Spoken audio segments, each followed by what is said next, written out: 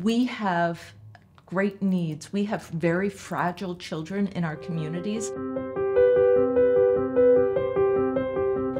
So we live up in the area in Livermore, and when we were getting ready for discharge, the care manager helped us setting up with physical therapy, occupational therapy, and now we're going to be joining you guys for speech therapy. So Androscoggin's investment and care of pediatric patients goes way back. So the organization's over 50 years old, and we have had some of our pediatric nurses on staff with Androscoggin for many, many years.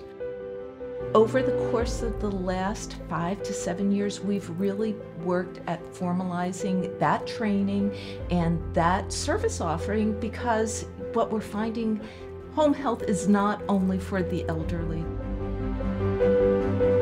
Just to illustrate, let me talk about in 1985, we had Montello Manor, which had actually a skilled nursing facility for pediatrics. And then home health blossomed. And all of a sudden, we had speech therapy, occupational, and physical therapy.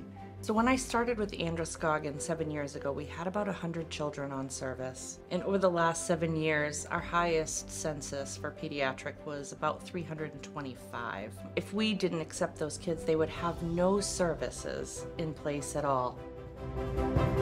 The conditions that we see our patients include circumstantial hardships, including poverty, lead poisoning, trauma, abuse, accidents. We see kids affected by all of those things, their family circumstances. She had a traumatic brain injury happen at home with her dad, but we were in the hospital for 19 days. And it was a long recovery back. Androscoggin came in pretty much right after discharge from the hospital. And we started with PT, OT, and speech right off the bat, which was awesome. They were great. When I worked in the hospital, working in labor and delivery with children and families, I used to think to myself, man, if I could have a job where I could work with these people outside of this, I didn't really know it existed. Well, the staff here is top-notch and professional.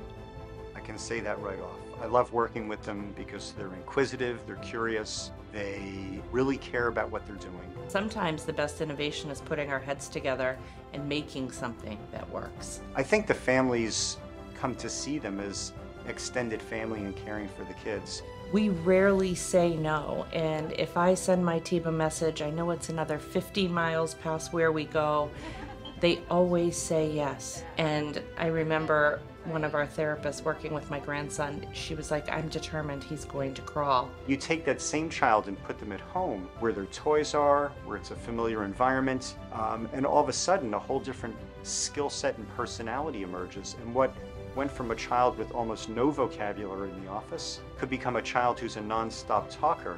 Her language has come so far.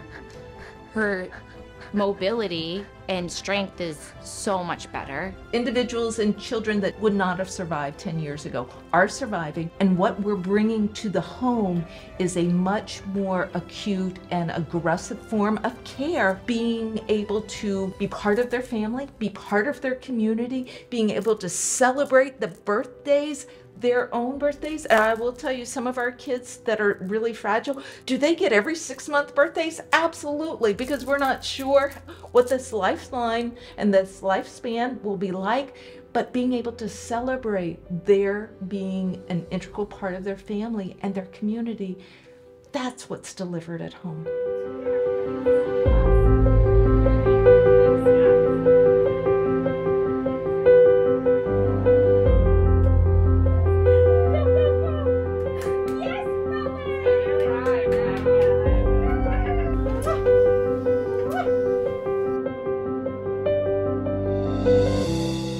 The fact that Androscoggin is able to come out to our house and do therapies here with us. Rowan has a trach, so we can't drive alone with him. The fact that you are able to come to us is incredible. So we do everything from teaching oral stimulation for feeding, for swallowing. We do speech. We trial a lot of different tools with the children and the families, such as gait trainers or sit to stands. We borrow those pieces of equipment from loaners because insurance won't pay for those. We get weekly weights on him. She does well checks, make sure that he's fine. Without PT and OT, I don't know where he would be moving right now. The other support services, Androscoggin Home Health is developing a grieving bereavement team. There's concrete needs. Our pediatric therapy department has spent a lot of money out of their own pocket going to the Dollar General and buying shiny things and bows just for different textures. There are tools that are state-of-the-art tools, such as Nonverbal pads to unlock each kid and not have to worry about calling the company and having them send us one to trial, which the company did, and they were amazing. and we don't have access, we don't have the resources. I would wish for our agency to be able to provide more services.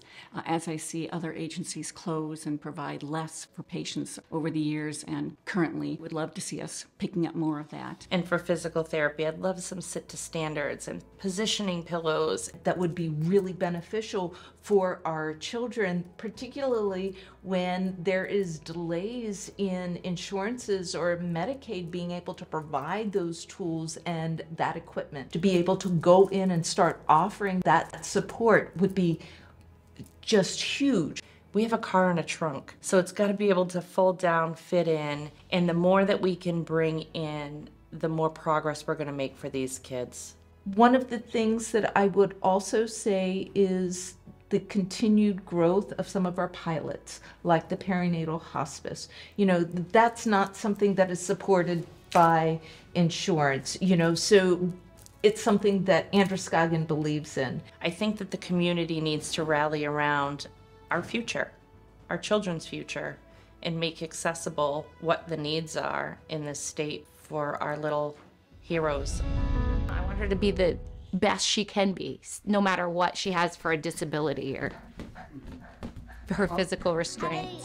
I see you're doing a great job.